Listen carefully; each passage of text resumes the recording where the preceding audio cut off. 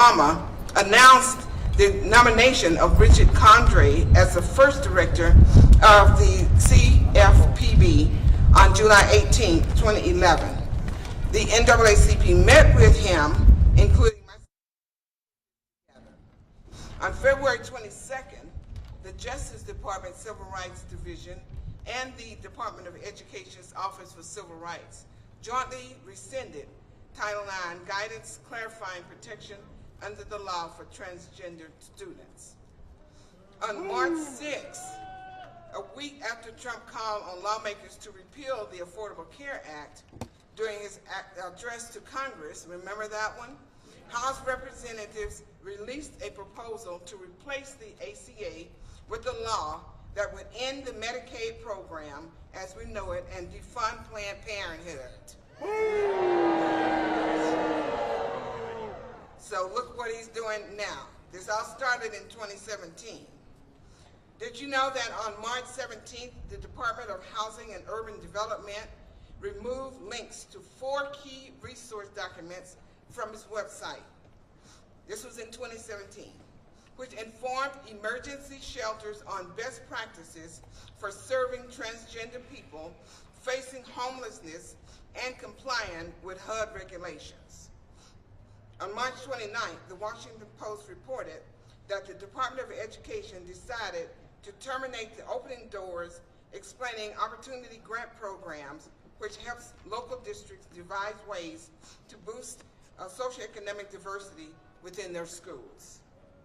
And then on April 10th, Trump signed an executive order directing federal agencies to push for work requirements for low-income people in America who receive federal assistance, including Medicaid and SNAP. The second term Trump, the opposition of these efforts from far rights actors has been dramatic, with anti-DEI activists and political operatives framing their attack as a strike against identity politics and weaponizing the term DEI to mean any idea and policies they disagree with, especially those efforts systemic and sexism. More broadly, however, the anti-DEI backlash is part of a larger effort by right-wing foundations, think tanks, and political operatives to dismantle civil rights gains, the education program, Planned Parenthood, Trump's attack on immigrants, the media, schools, and other things. He weaponized ICE.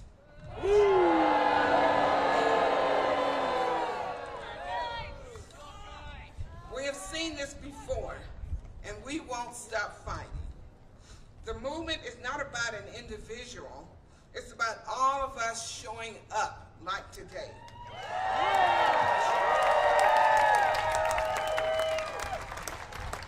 It's about all of us working together for the same cause. We have a responsibility to John Lewis and others who stayed in the fight, who didn't give up, and who worked together for the good of all.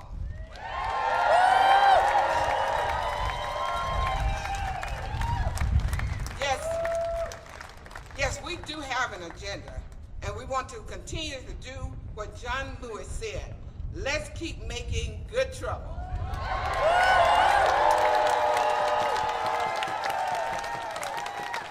And again, we're stronger together.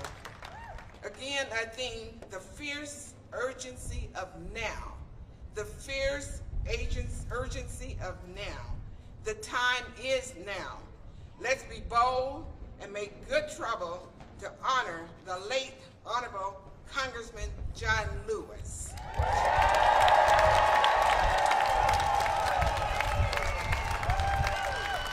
And say with me, making good trouble. Making good trouble. Making good trouble. Making good trouble.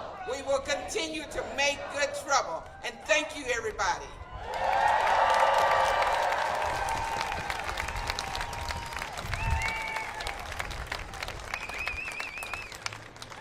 Okay, so next up, we have a treat. We are thrilled to welcome Zaza Historia Van Dyke, who's a POC trans femme parent, performer, songwriter, and artist from Ogden, Utah. You can find Zaza anywhere where she can be loud and proud with an instrument in hand. Yeah, mostly on the internet. What's up, y'all? This place fucking sucks, doesn't it? Yeah. Because I came into this world into a land that I thought was free. And then they had us running scared from militarized police. What happened to America, the land of the free? What happened to equal opportunities for both you and me? All that I've seen is it's definitely not okay to question this regime. And the president couldn't be happier to hear that we still can't fucking breathe. What's it gonna take for America to really be free? A place where our brothers and mothers ain't gassed in the streets while they wear their tainted halos like scarecrows as the world froze and hell rose. Yo, what's it gonna take for America to really be free? A place where our children are safe from elites.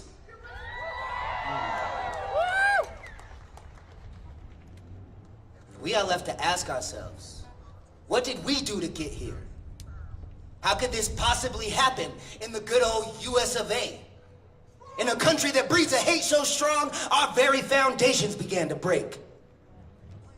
On the backs of men and women whose hands y'all are still too hateful to shake. On native land united we stand while a white man sleeps in a euphoric peace.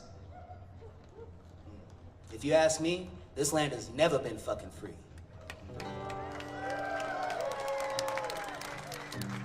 And it has been black and brown bodies at the front lines of this war since the dawns of time. My name is Zaza. I'm a trans woman from right here in Salt Lake now. Do you know who Marsha P. Johnson is? This song goes out to her. She was the black trans woman that threw the first brick at the police so that we could have pride rallies. Not so we could be erased from the fucking festivities. I'll try to hit, I'll follow up soon. They've been breaking us down and leaving no room, haven't they though? We didn't throw bricks to follow their rules. When will they be there to follow ours too? I'll try to head, we'll make it there soon. Look right ahead and see the new moon. We didn't throw bricks to follow your road. Will you be there to follow mine too?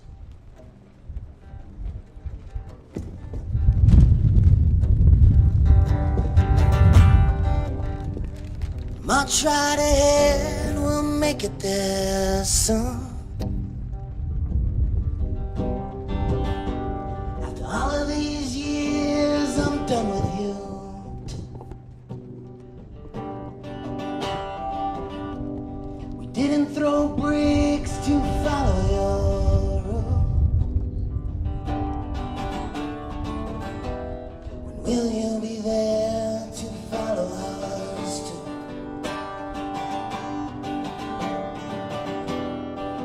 Try to head, we'll make it there soon.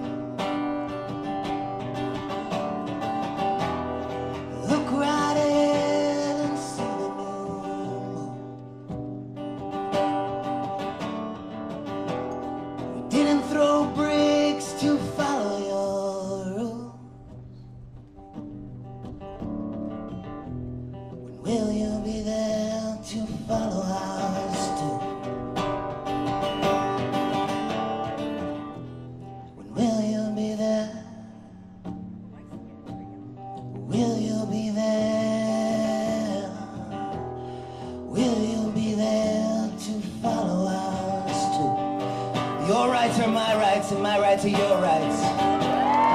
Will you be there? Will you be there? Will you be there to follow ours too?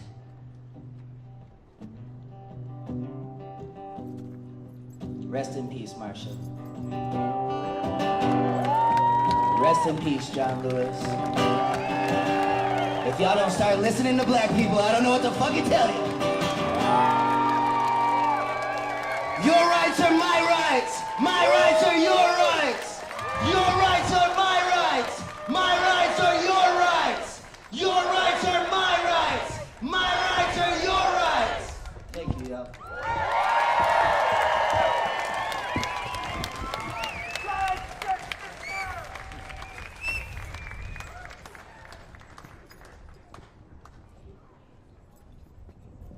That was amazing. Thank you so much. So next up we have Adrian Rollins. He is an organizer with PSL. He's a disabled war vet, union member, father to a transgender son, and proud working class Mexican American.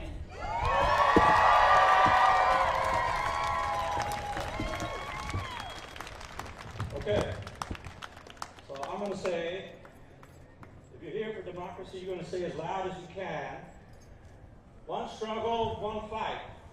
One struggle, one fight. That's not loud enough. Come on. One struggle, one fight. You hear? Struggle, one fight. If you're here to fight the extreme right of Trump's agenda, one fight. If you're here to fight against mass deportations, if you're here to say free Palestine, if you're here because you believe in equality and justice, say, if you're here to fight back against the attack on the working class, say, if you're here to honor John Lewis and all who fought against racism and injustice, say, what?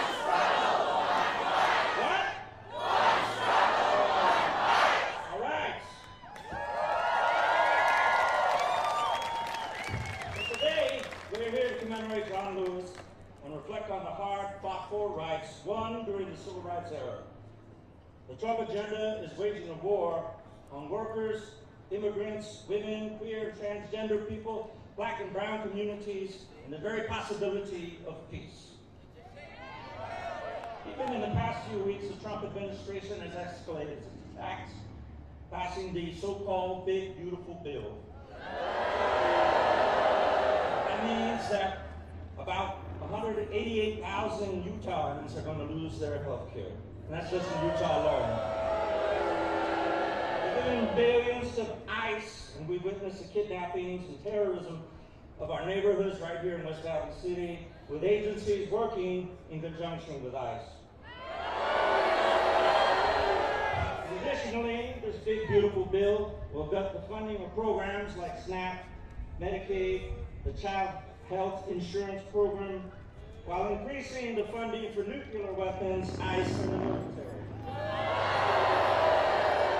Just in the last week, this week, the gutting and the stripping of our educational system was given the green light by the Supreme Court. As